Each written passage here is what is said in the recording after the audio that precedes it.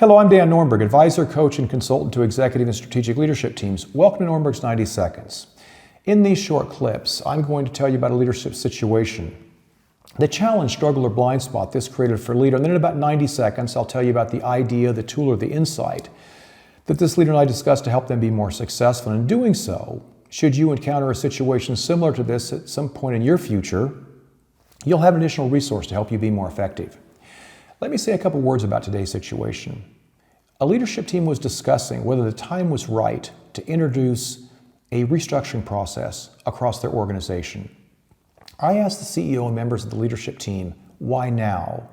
And they said, we really haven't changed the organization in almost 3 years. Surely an organizational restructure will help us improve our business results.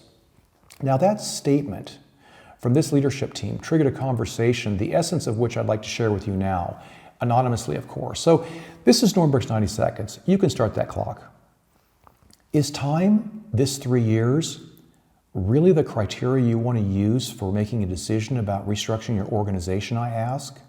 After some discussion, this leadership team identified 3 design principles to help them determine whether to restructure or not. They looked at their market segments and how rapidly they were changing, and they saw that they weren't. They looked at the need and sense of urgency from inside the organization, and they saw it wasn't there. And they also looked at how well their strategy was delivering on their growth ambitions, and they were reminded just how successful they were. This leadership team, after this day-long deep dive, decided that there was no strong reason to restructure their organization. Now, here's something to think about, I said. You've looked at this organizational restructuring and you made a decision from a company point of view. But what about looking at restructuring from a leadership point of view? Surely there are opportunities to improve the leadership team performance and the way you serve the organization, I said. The team accepted this challenge, and during the second day of the workshop, they restructured their communication guidelines and how they manage their feedback loops inside the leadership team, as well as took steps to increase the quality and speed of their decision-making. This leadership team looked at restructuring from the top down, starting with the leadership team before the organization.